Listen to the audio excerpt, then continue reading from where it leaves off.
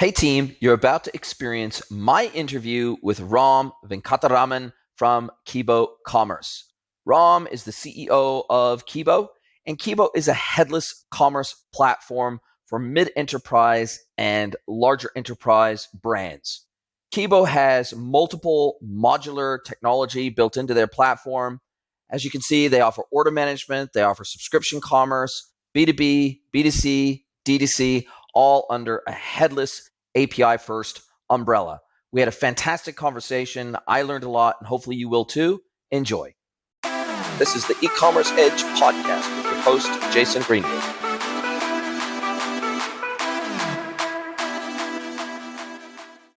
Hello, everybody, and welcome to another episode of the podcast. I have another cracking episode lined up for you today with my man, my guest today, Ram Venkataraman. Welcome to the podcast, Ram. Thank you, Jason. Appreciate you having me over. My pleasure to have you here today. We're going to get to talk about lots of cool stuff. You are the CEO, but formerly the CP and TO of Kibo Commerce. And so I'm really looking forward to having a conversation about e-commerce more broadly, but specifically headless commerce, Kibo Commerce, some of the concepts, I guess, that we've seen evolve in the commerce world over the last 5, 6, 7 years.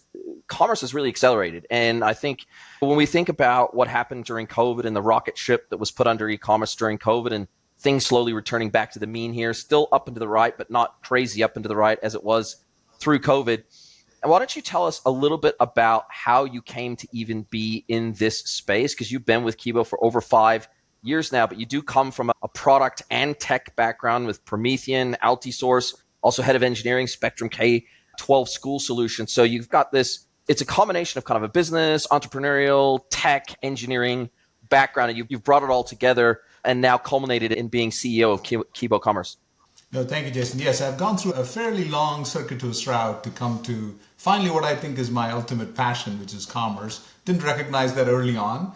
I'm an engineer by training. I started off and grew up in India, worked in engineering for a fair amount of my first 10 or 15 years, worked in middleware technologies. One of the larger companies that people, your audience may recognize, I worked for a company called Red Hat, which kind of makes the Linux operating system. I was involved in their middleware platform called JBoss. So that was a time I've spent a long time in my early days working on middleware technologies, allowing developers to build applications on top of platforms in the Java space. And then I realized I probably to really get to the end customer, we were always talking to the IT developers and really not to the end users. I needed to move up the vertical stack, if you will, and start focusing on vertical applications and SaaS applications. Those days it was not SaaS at the time, it was more ASP and hosted applications early on. So I spent a lot of time in lots of different industries, worked in education for a bit, fintech, travel tech, and then I really got my first chance at working at commerce in my previous role at NCR, where I ran their payment platforms. And at NCR, and most of your viewers probably know, they're a large point of sale vendor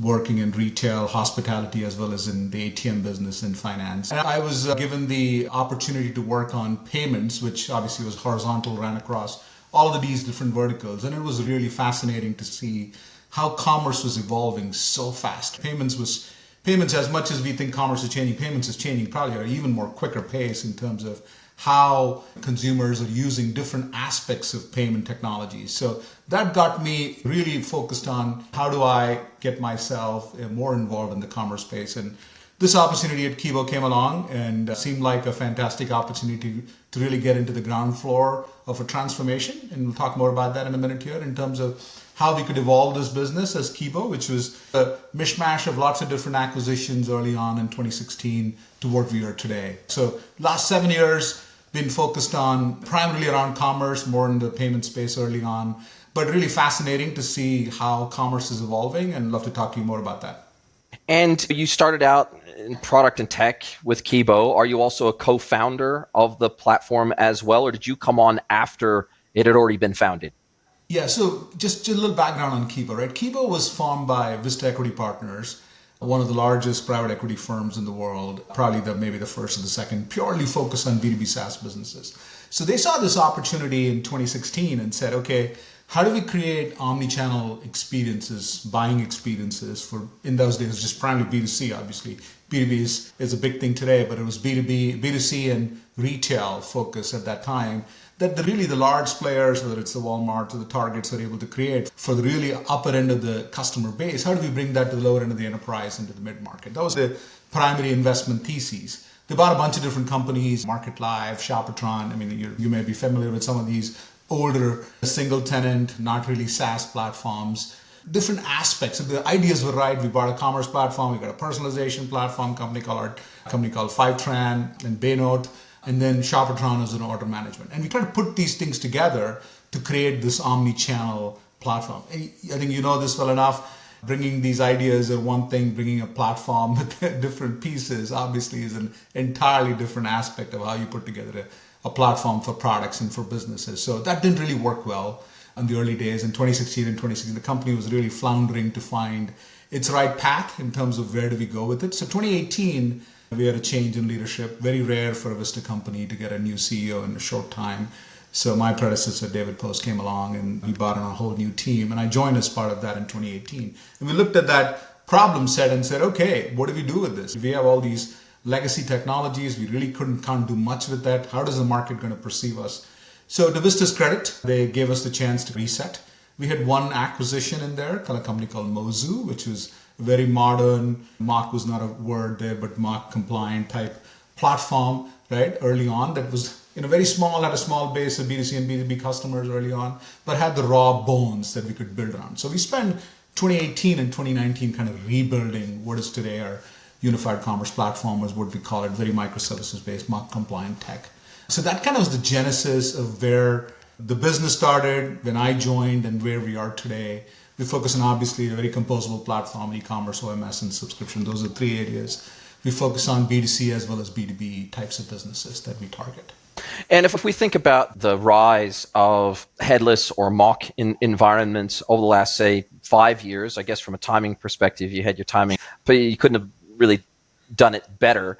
Yeah. I have never worked, just for transparency, I've never worked with Kibo Commerce before, never used it, never deployed it. So I don't know that much about it as a direct, either as a solution architect or even as a merchant using the platform. And to be fair, I hadn't really even heard of the platform until you started getting onto analyst radars and getting into Forrester reports, etc. I'd literally never heard of Kibo before, which was quite surprising because I do try to keep my finger on the pulse of commerce and all the major platforms that are either already sort of very large and very well known or the up and comers. And I guess when I first saw you explode onto the scene with that first Forrester report where you guys got lauded for your order management capability in particular, that sort of put Kibo on my radar.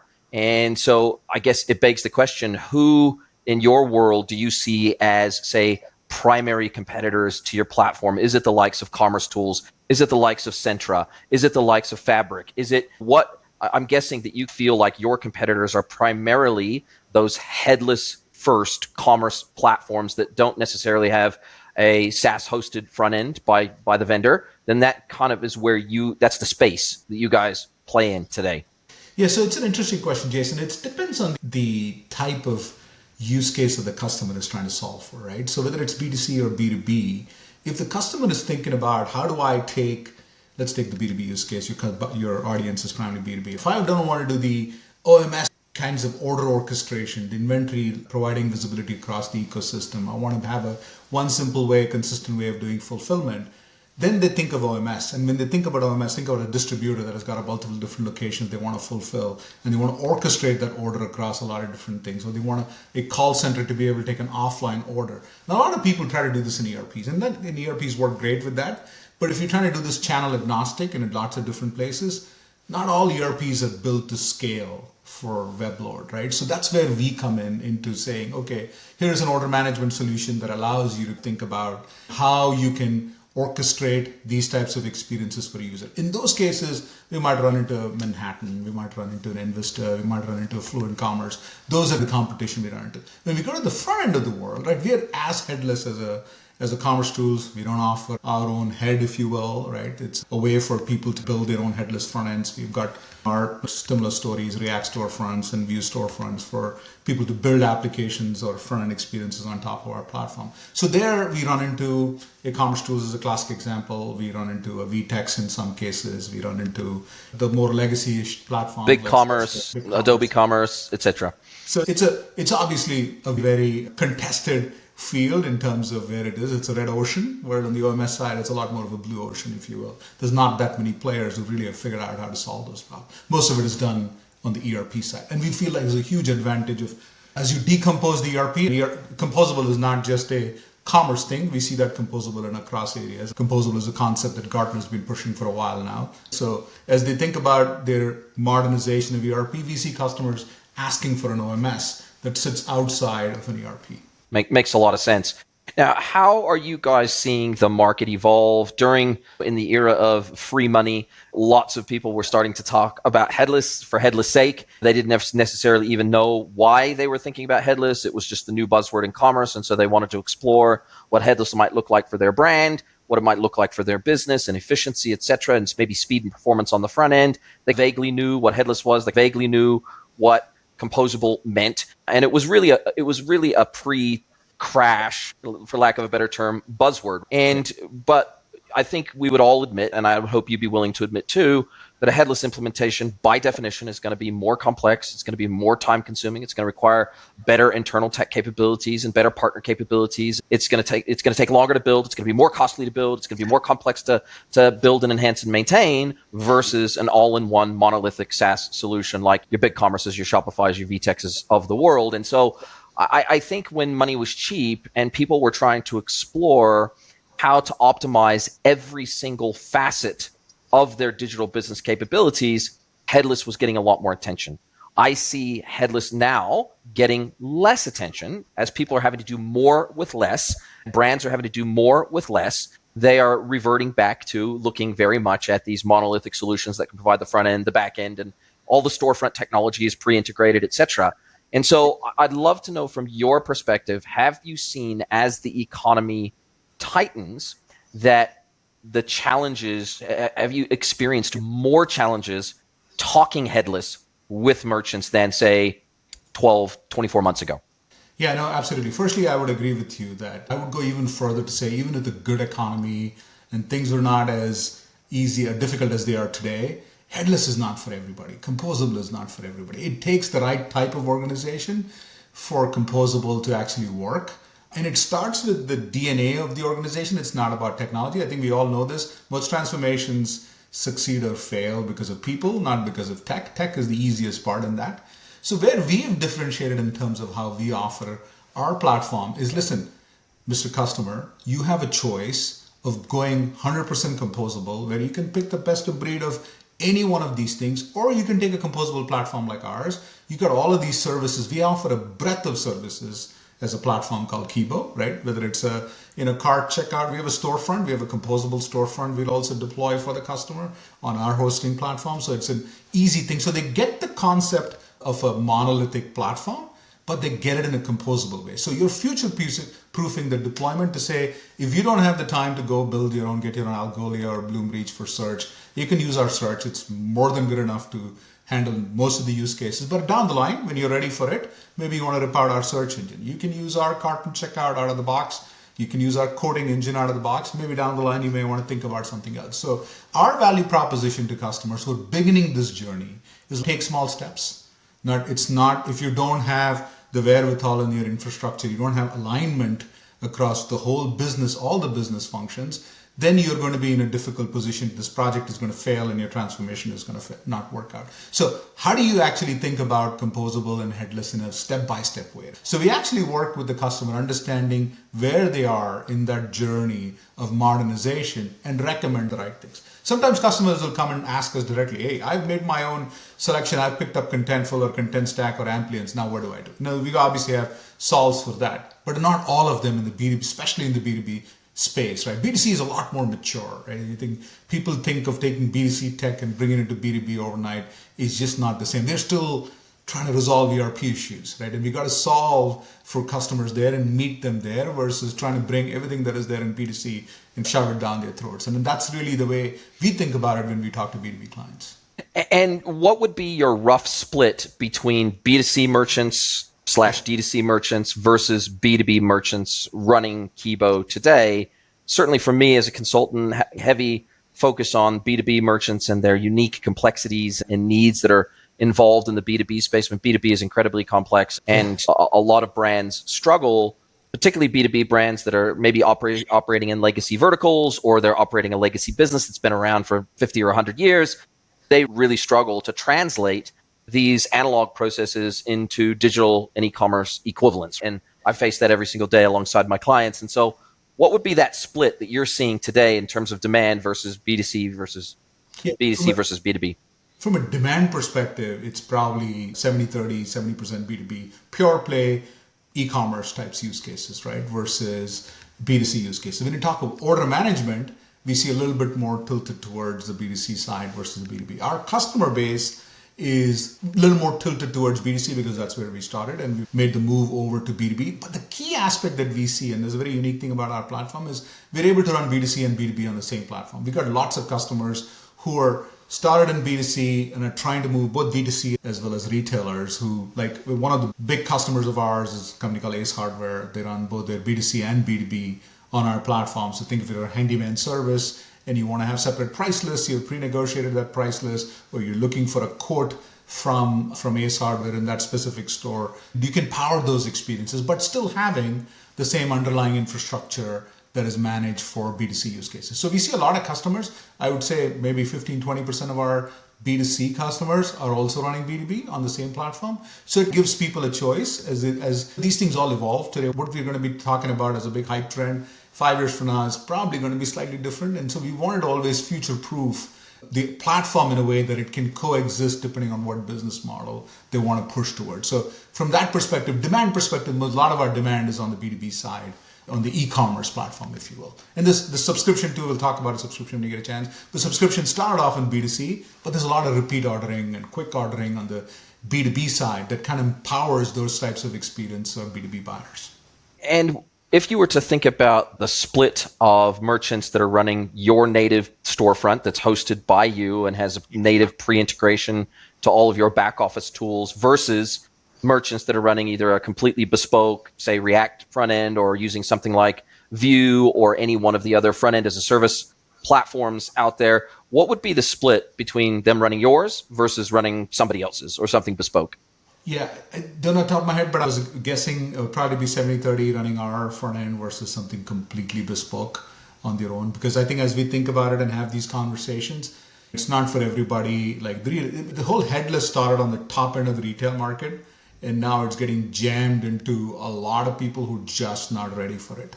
So we've pre-integrated a React storefront, which from a buyer's perspective, it is a pre-built storefront right out of the box. It's got all the pre-built experiences that are available there, but it's pre-integrated into our platform, right? I think that's the way we talk about it. Now, if the customer has the wherewithal or the SI, which is a big push we've made and I'd love to talk to you about that. We've pushed heavily towards an SI-based model in terms of how we deliver.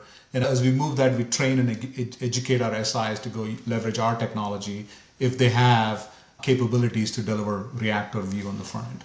Yeah, look, I think you raise a very good point. The likes of the Shopifys of the world, the big commerces of the world, even the commerce clouds of the world, Salesforce, that you've never been able to go to Shopify directly and say, hey, build me a custom website on Shopify. You've never been able to go to big commerce directly and say, build me a site. You've always had to go through partners and freelancers if you want customization and custom builds done.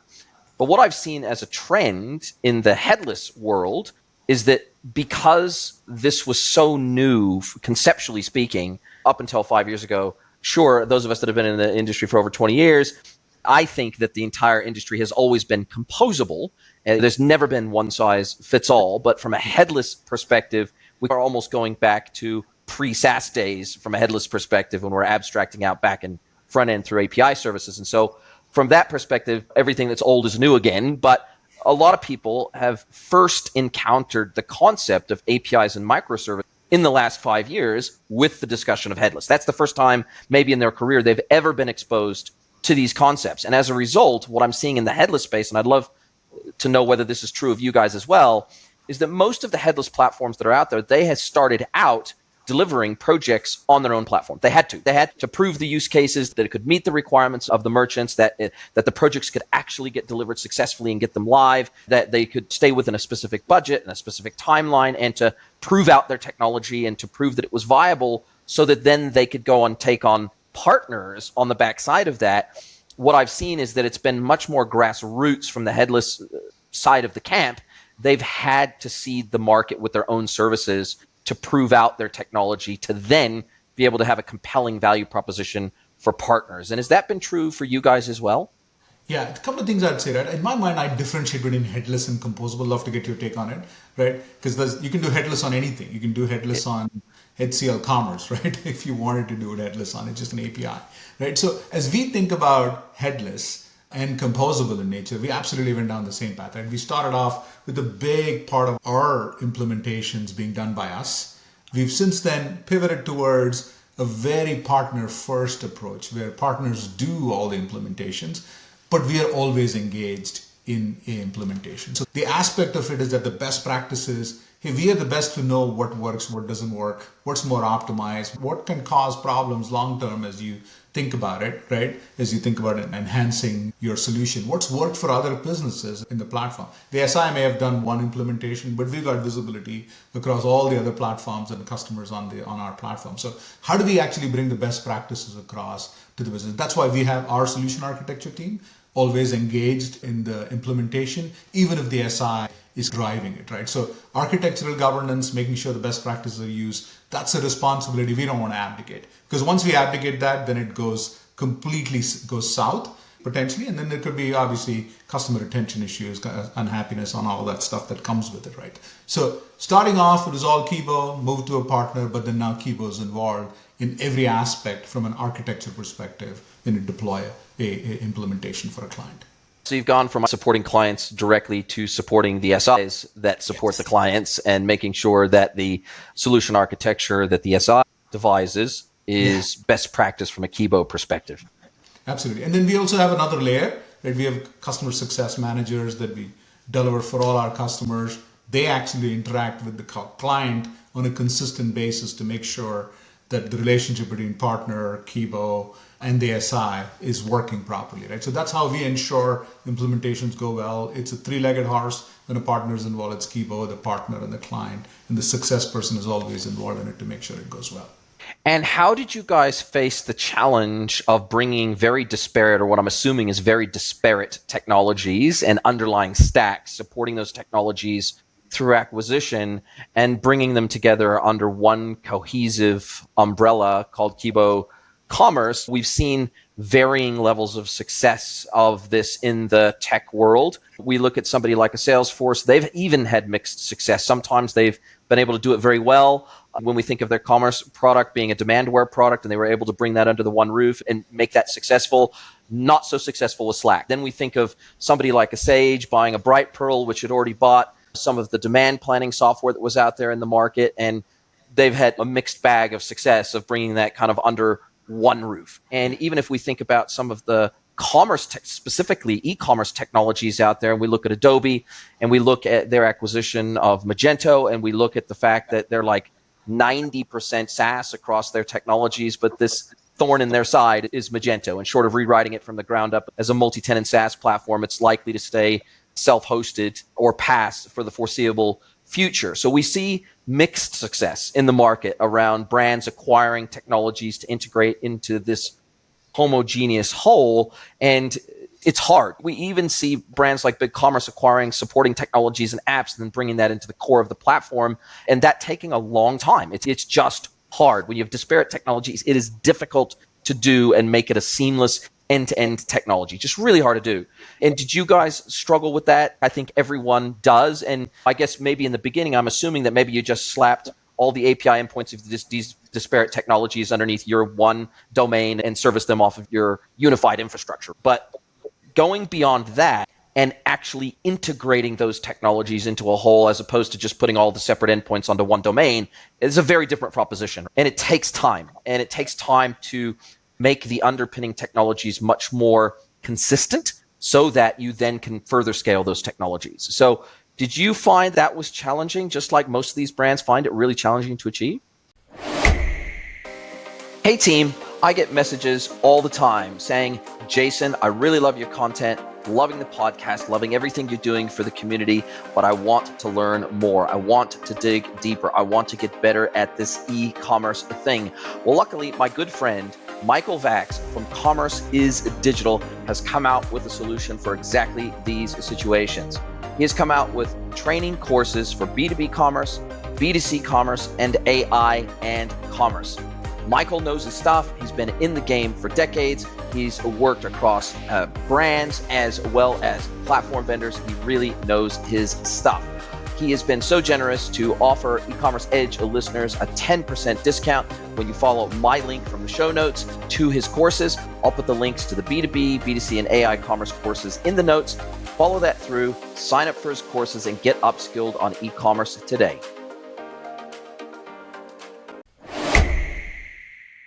Totally. We actually took the really hard part of saying we are going to sunset the legacy tech. So in 2018, we literally shut down no new customers on Market Life, no new customers on Shoppertron, no new customers on Baynote, no new customers on Fivetran. And because we realized for us to get to where we need to get to and grow this business, we could not do a lipstick on the pig, if you will. That's essentially what happens when you think about hiding the legacy tech under an API or putting a UI on top of it, right? It took us a while. There was a hard business decision first in 2018 to shut it down. And then slowly over a period of time, we migrated customers who wanted to migrate over to use our Kibo UCP platform. Some didn't like that decision. They left us. Sad to see them go. But ultimately for us long term, our business to be successful and healthy, we needed to get homogenized, right? Which a business like Salesforce or a business like Sage probably can afford to run lots and lots of these disparate systems going, but a company like Kibo could not, right? And so we were financially very disciplined to say, we need to sunset the legacy tech. We need to really step back and rebuild the things that we need to rebuild on the Mozu architecture. We didn't start from scratch. We took Mozu as a platform, well built, had the right bones in there, and we layered on top of it all of the other pieces that we needed around the OMS use cases that we wanted to solve for. So it took us 18 months to 24 months to build that, to get our V1 out. So 2018 and 2019 were building out that platform, and then 2020 onwards, it's been migrating, growing, and scaling. And that's why you saw some of the analyst views in terms of where we are, because we dramatically changed. In 2018, our OMS platform was literally the last ranked Forrester platform, absolutely the last. And we shot up over the period of 2.5 years into the second best platform. So it's that evolution, but it takes investment. I think that's what a lot of your software buyers who listen to this, it takes a lot of investment to get that base structure so you can scale on top of it, right? And so we put the effort into it. And I think there's no easy way out. You can't cheat it. It's like losing weight. You can't cheat this thing. You've got to diet and you got to exercise. You got to take the hard pain medicine. And it sounds like you've got some very understanding private equity partners too, because oftentimes private equity, they want to come in, they want to buy some technologies, they want to shut them together, they want to gut the companies, they want to gut the duplication, and they want to make it profitable. If the tech wasn't profitable before, they want to make it profitable within 12 to 18 months. They want to grow the customer base, and then they want to flip it or refloat it, for example, through a new IPO. And that's kind of the modus operandi of most private equity firms. But it sounds like they gave you a little more rope to hang yourself, in the sense that you must have been pretty blunt and honest with them to say, hey, this is going to take some time. This is not a buy it, gut it over 12 months, rebuild and integrate it, go land some marquee customers, and then flip it in 18 months for double your money. That's not how this is going to work. That's not how it works in the commerce space. It's too difficult. There's too much transparency in the space about what does and doesn't work. You just can't run it that way. And so I'm guessing there was some difficult conversations with your private equity partners to get to where you are today. Yeah, I'll give you a 30-second Vista Equity Partners commercial, right? I think Vista Equity Partners is probably one of the rarest ones in this space. They may be top 2 or 3 private equity firms who are very long term. And this is all, sometimes you hear about this as a PowerPoint slogan, if you will, oh, we are long-term investors, but they genuinely mean it. They started in 2016. We're 7 years into this thing. And this new, starting in 2022, is considered as a brand new investment, if you will, from a hold period from a Vista. They really want to make it right. I think from their perspective, there's no point in returning a certain small multiple of an investment made. If they want to return the right types of multiples for their client, and they're extremely patient. And it's not just Kibo, right? I think this Vista's got right now 70 or 80 different businesses under its management, $100 billion of investment, right? So they go across every one of these verticals that you may think about, whether it's software plays, especially B2B software. And as I talk to my peers, they all go through the same thing. It's hard, don't get me wrong, these things are hard conversations, but when you have them and you can make the right business case, you get the time and the dollars to make that happen. So when I talk to my prospects and they ask me the same question, hey, you're PE backed, what's going to happen? Are you going to mashing technology? It's the same story that we go through this. And you talk to them, hey, listen, there's a ton of patience in terms of making sure you have the right technology, so that you're not given something that is going to not future-proof for you as you grow the business. So that's a conversation I have in my new role and even in my previous role with buyers, both B2B and B2C users, who's, hey, you're investing, as you build this partnership, it's modern technology, it's going to stand the test of its time, you can replace pieces over a period of time, it's not monolithic, so on and so forth. So that's the conversation I have with our buyers, but it had to have first and lay the vision out. Even before there was something called Mach, we had to lay the vision out. Mach's overused today, but it's a concept that's been there in the tech space for decades before that. Reusable pieces of software is not new, right? So being an old head that I am, that was an obvious thing that I saw in terms of how the previous platforms were built. And how do you guys deal with, I guess, the increased both opportunity but scrutiny of now being on the radar of the major analyst firms, the likes of the Forresters of the world, the Gartners of the world? It's sometimes those of us that have been working in the industry for a very long time, we take analyst reports with a grain of salt, but not so with most merchants. Most merchants, they only have a few places that they can turn to when they're trying to vet software. They can look at G2, they can talk to peers, they can look at analyst reports, they can maybe do some demos of some software. There's only a few ways that I guess they can vet potential new software coming into their business. And for right or for wrong, analyst reports are one of those ways that they vet software. And when we think of most of your major competitors are somewhere on the analyst radar, and now you're on the analyst radar. So that's good in a sense that it provides valuable exposure to your brand and your technology.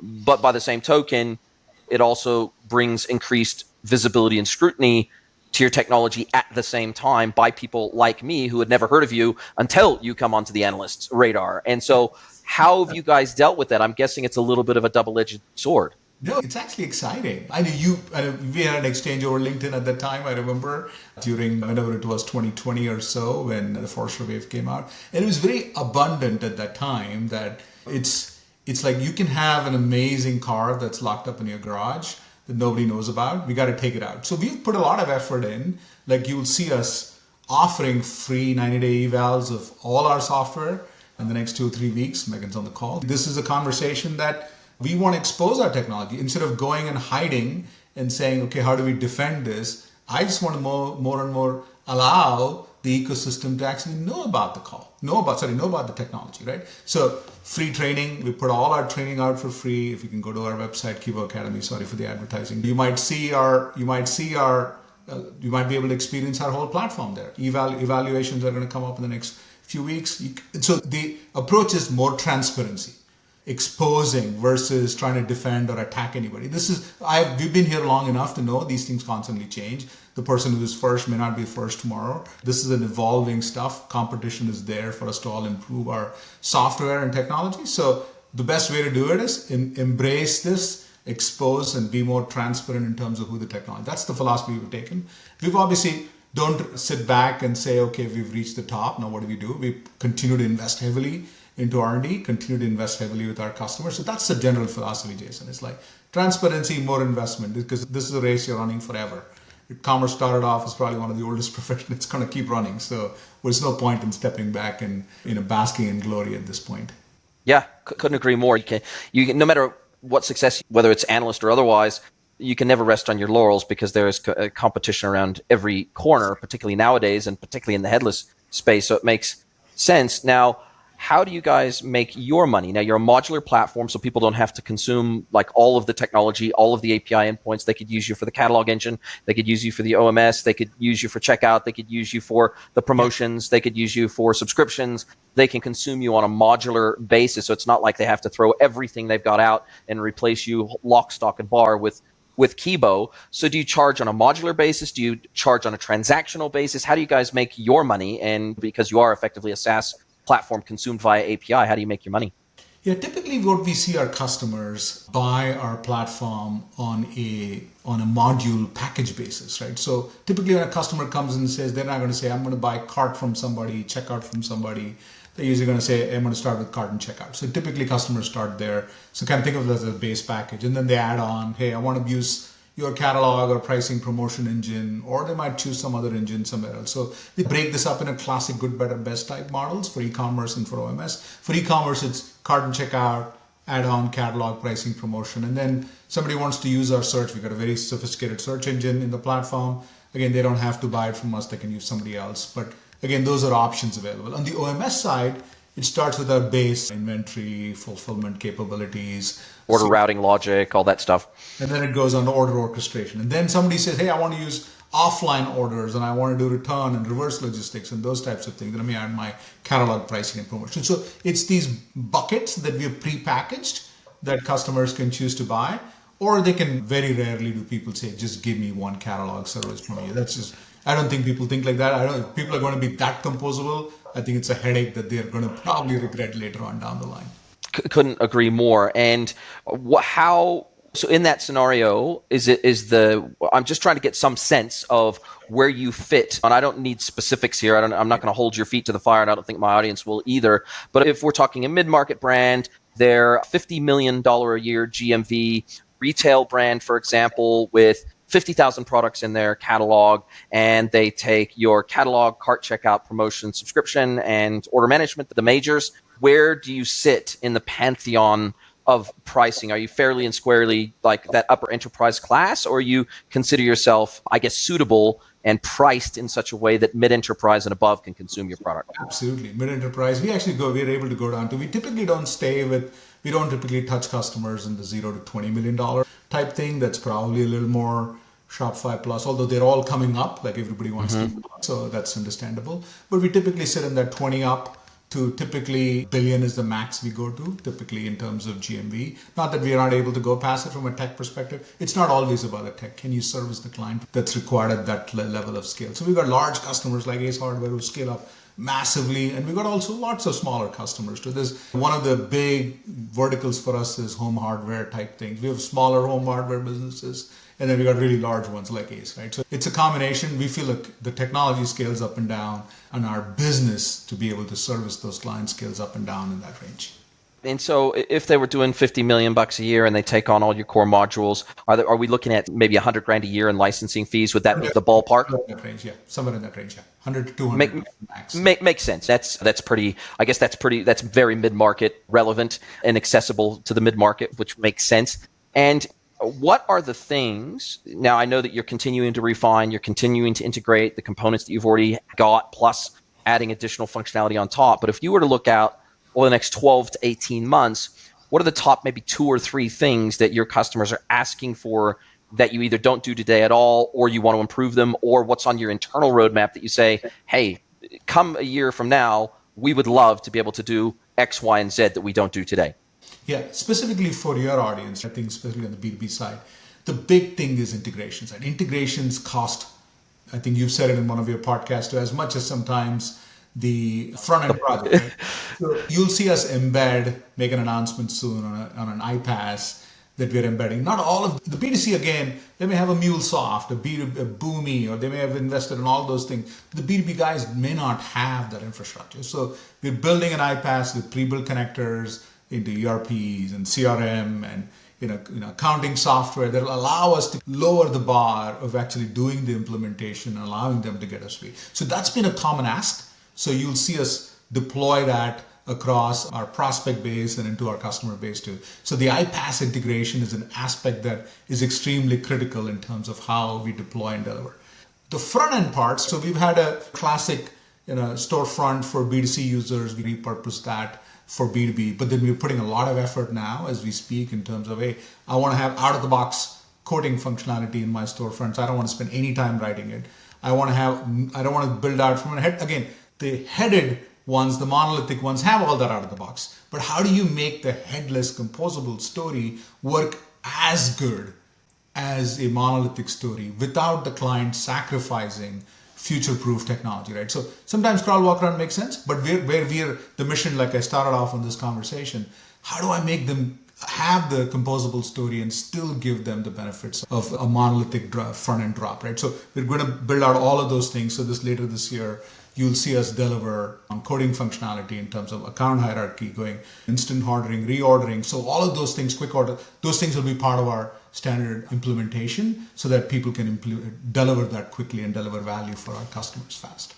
Yeah, all those things, especially if it's on your native storefront, then obviously having all of the default functionality in your platform available at least in your native storefront becomes pretty mission critical, so you can turn things on and off as appropriate for specific implementation. That allows us to go, sorry, I interrupt you. That allows us to go down a little bit lower in the GMV range, because a lot of things in a B2B business, it's not always GMV. It's like, I'm starting on a new thing. I have nothing online. We run into a lot of customers. How do I get started? And for them, talking about composable and headless is like, a conversation doesn't go well. Because you're already trying to have a conversation that they've never had before, which is e-commerce to begin with. Yes. Yeah, and then firstly they're thinking about how is it going to compete with my sales channel. Yeah. You're gonna have to walk them through that, and as they're making their strategic decisions. And then composable doesn't need to be a complicated story at that point, right? You need to package the whole thing together and deliver a value proposition to them that they can instantly see value very quickly. So the integration to the back end, front-end capabilities where you have all the storefront that's the kind of the direction that we are headed heavily towards. It sounds like you're seeing some evolutions in the market that I've already seen and recognized and tried to act upon, which is that it feels like over the next decade, B2B e-commerce in particular is going to be much more blue ocean than D2C over the next decade. The opportunity, both in terms of migration of GMV from legacy channels to digital channels, is still yet to happen at any large scale in the B2B world for a start off. Whereas obviously in B2C, DTC land, if you're not doing e-commerce, you're an extreme outlier. Even the likes of H&M and Primark have had to cave during COVID and decide to go all in on e-commerce where they were holdouts for many years. And so nowadays it's it's considered strange if you're a retailer and you don't have an e-commerce channel and you're not doing maybe selling on marketplaces and other digital channels as well.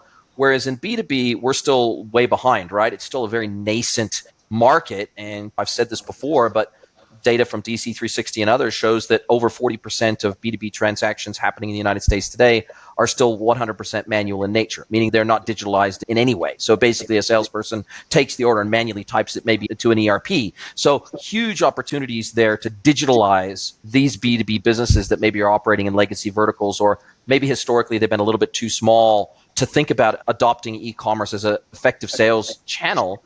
And so it sounds to me like you guys recognize this B2B thing, it's got serious legs. Sure, we have to do B2C, DTC. That's a given. We have to support that.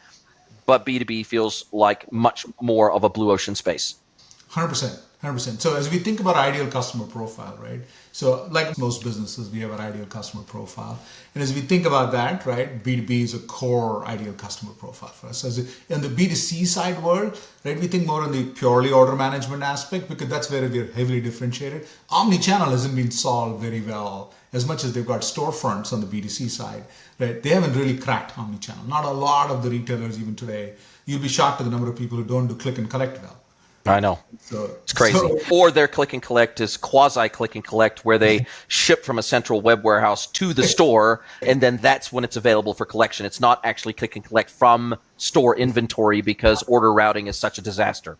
Absolutely. So it's solving those problems is still fairly a blue ocean. I wouldn't say it's entirely red ocean yet.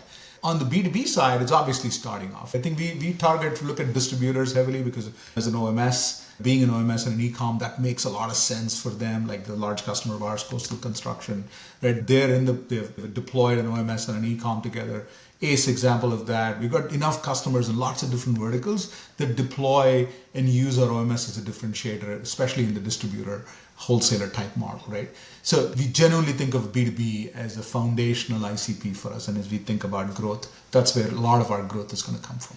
And I also think that with the common pathway for a lot of these B2B brands, once they add e-commerce for their B2B side of the business, and they wrap their head around that, and they build up some capability and some knowledge and some experience around e-commerce, moving those cartons, those pallets, those containers like they always have, but through digital channels instead. Once they get their feet wet and they feel like they've developed some skills in-house, then oftentimes I'm seeing those B2B brands decide to add on a D2C channel alongside that, where they're selling to end consumers, because now they feel like, okay, we wrapped our head around this whole e-commerce thing. We know what's involved. We now need, if we add D2C, we need to add customer service capability because there's a lot more individual items being sent.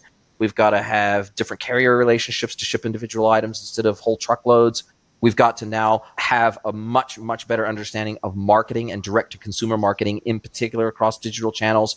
So they feel like they can skill stack on top of the skills that they've built when they established their B2B e-commerce channel. So that feels like a natural progression for a platform like yours. Somebody comes to you, they come onto the platform in a B2B way, and then they go, hey, okay, we've been doing this B2B thing for a year or two. We feel like we've got a handle on this. Now we can add a D2C channel alongside this B2B channel.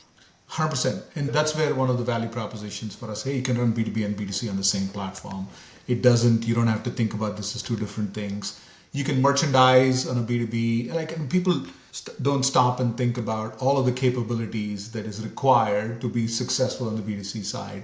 And so having all of the same tools available allows them to be able to be successful on both B2C and B2B. And there's a talent problem too. I don't mean to say it in any disrespect. All these people in the B2B world are really hardworking, but it's like this. It's like Silicon Valley. You can't reproduce that easily elsewhere in the world. Similarly, I think it's going to take time for the B2C-like talent in our customers to get on the B2B side of the world, where they really understand the optimizations that are required. So it's going to take a little while for them to get B2B right and then move to B2C. But we're seeing people over a period of time think about both those two things at the same time. Yeah, what I'm seeing, and I'd love to know whether you recognize this as well, B2B e-commerce is much more operationally led. And when we think about B2C DTC, it's much more marketing led, right? That's just that marketing and CX for B2C DTC is absolutely everything. And most of these big projects are led by the marketing side of the business, because it becomes another both marketing and sales channel for them. Whereas on the B2B side of the business, it's very operational in nature, because it's very operationally intensive, these B2B businesses and sales cycles, et cetera. So yeah, sales is involved, but definitely heavy operational IT involvement, probably more so than the B2C side of the business. 100%. And the ERP person, the CIO, CTO who runs ERP has a heavy say in what platform to pick. How does it integrate to the commerce platform? What am I going to duplicate? This is a single source of truth. This is a common conversation we have. Where is the inventory single source of truth? Is it the ERP? Is it the e-commerce? Do you put an OMS in the middle? So all of these conversations, if the operational person... Is it the 3PL? Yes, the 3PL, exactly. Right. So these conversations aren't easy, and it's different for different clients who are in different parts of the journey too. And it could be a version, and then you'd be shocked. There's some people running some PeopleSoft out there, right? So how do you really make that work? And have they modernized their ERP? And are we in a position to really make this just a facade on top of the ERP, or they can really modernize their ERP and use this way to pull some of the functionality out of the ERP into another layer, right? So that's how we think about it. And for us as an organization, we have the DNA, having worked in OMS for a long time, to really work with the back office people also.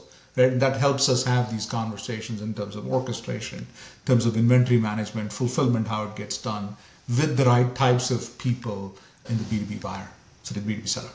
Love it. Listen, Ram, I've seriously enjoyed our conversation, and we're coming to the end of our time together. And it's been super exciting to get some validation of some of the things I'm seeing in the market and seeing how the market has evolved, particularly during COVID and beyond, and some of those evolutions of B2B versus B2C. And also, I guess, learning hopefully from some of your experiences around how you take some of these disparate technologies and systems and bring them under one umbrella, try to make that whole process of consuming that technology much more seamless for merchants so they don't have to think about these different modules and these different components, and they can consume them on an as-needed basis as they grow into those pieces of technology. So I think a lot of great learnings that you've shared along the way that will be really beneficial to people out there really considering the next step in their digital technology journey. But I now am at the exciting point of the podcast where I get to flip the script. I get to hand the microphone over to you, and I get to let you ask me one question, any question you'd like. It could be personal, it could be professional.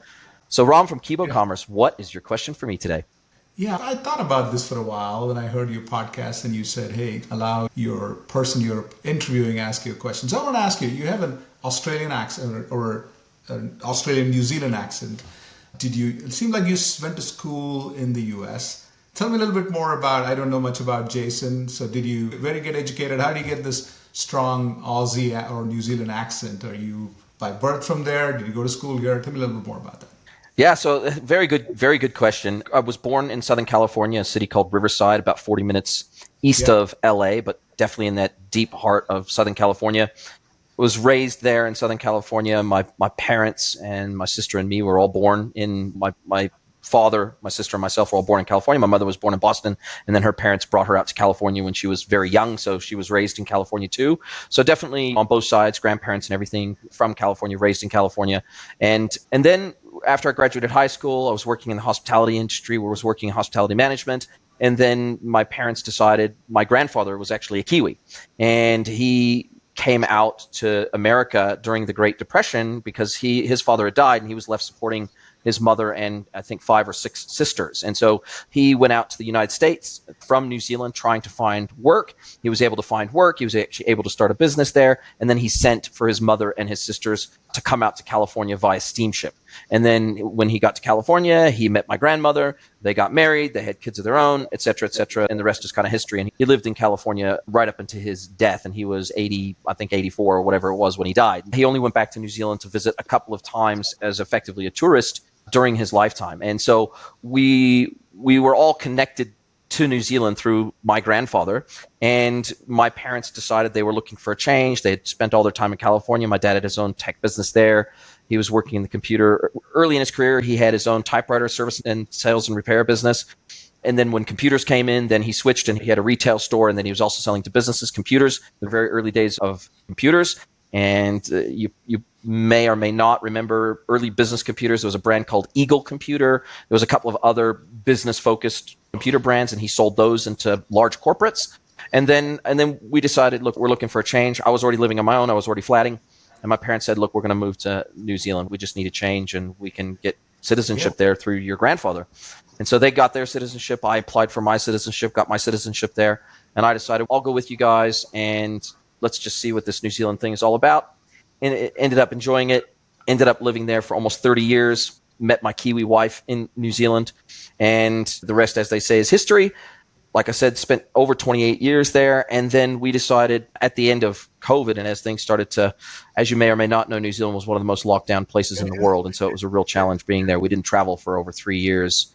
And for my wife and I, we're both big travelers, and we love experiencing the world through lots of different eyes. As I said to you off air, my wife's Asian, of Asian background, and so we love traveling, and we love seeing different places from Asia to the Americas to everywhere else. And not being able to travel for 3 years was pretty tough. And so we decided, man, at the end of this, we're going to go for a big change. We're going to move. We're going to shift, and we're going to move to Mexico, which has very friendly immigration policies, particularly for digital nomads like myself. And so we got temporary residency, and here we are. We've been here since February. We're really loving it. It's a great time. I also studied Spanish in high school. It was very rusty, of course, by the time I got here, but picked things back up again. And I've been to Mexico multiple times when I lived in California because it's so close to the border. So that's how I came to be here in Mexico, but that's why my accent is so messed up, because my entire digital career started in New Zealand. And then I had a lot of clients when I was working agency side, tons of clients in Australia. So I was over in Australia every 4 to 6 weeks when I was working agency side. And then my brother-in-law's a Kiwi, and then my sister, my brother-in-law, my 2 nephews, and my mom all live in Brisbane, Australia. So I used to visit them a lot in Australia. So my accent it's all over the show, and that's why. Because I've lived different places and experienced life in different places. One follow-up. You got into rugby, you get into cricket, you get into any sports that's local to that part of the world. I tell you what I got into. I got very seriously into squash. So not You did. racquetball, not tennis, but squash. Right? And that's Correct. it's a very big sport down Absolutely. in ANZ, and never really got into rugby. Of course, support the All Blacks. Just if you're a Kiwi and you don't support the All Blacks, you're committing a sin. So you have Yeah. to support the All Blacks. And of course, you support the cricket team, you support the national teams. But in terms of personal interest, I'm into motorsport, and I was heavily into squash. Awesome. That's awesome. That's fantastic. Thank you for that, Jason. I appreciate the And how about background. you? How did you come to? Because you're based in Austin now, right? I am based in Austin, yes. I grew up in India till I was in my early 20s. And long story short, my first introduction to the US was in 94. And I came to Bismarck, North Dakota as my first introduction to the United States. So think about a kid who grew up in a city called Mumbai, which is Mumbai. It used to be Bombay those days, never seen anything below 70 degrees. It was stuck in September 30th, I'll almost remember the date, 1994, in the middle of a really cold day in Bismarck, North Dakota. And so I worked through a lot of different things. I've lived in East Coast and lots of different cities there, and recently moved to Austin in 2018 is when I came over here. I spent a lot of time in Atlanta. I was working at NCR there. But it's a fascinating town. Austin is, I would recommend that, except for the heat outside, which is usually 100 plus degrees these days in summer. But mostly been in and around the East Coast, and most recently here in Central Texas. Love it. Look, I know a ton of people in Austin. It's a massive tech hub. It's a massive e-commerce and Yes. digital commerce hub of lots of headquarters are based in Austin. And I think half of California now has moved out to Austin. Yes. I think Austin is definitely a very happening, progressive place when it comes to digital and when it comes to tech. Austin seems to be where it's all happening. Absolutely. And Dell.com started the whole thing here. Listen, Ram, I've had an absolute Sorry. Go ahead. Yeah, no doubt. And obviously, even companies like BigCommerce and everybody else, they've got headquarters there and everything else now. So, yeah, definitely Austin feels like the place to be. So I'll definitely have to come and pay you a visit the next time I'm in Texas for sure. But I really wanted to thank you for spending time with me today. It's been a fantastic conversation. I've learned a ton. Wish you every success with Kibo, and love to get you back on another year or so and just see what's happened with Kibo in the intervening time. So thanks very much for sharing all your wisdom with me today. Thank you so much, Jason. Appreciate you having me over. Are you a B2B or D2C e-commerce merchant? Then head over to greenwoodconsulting.net to learn how we can help you scale your business.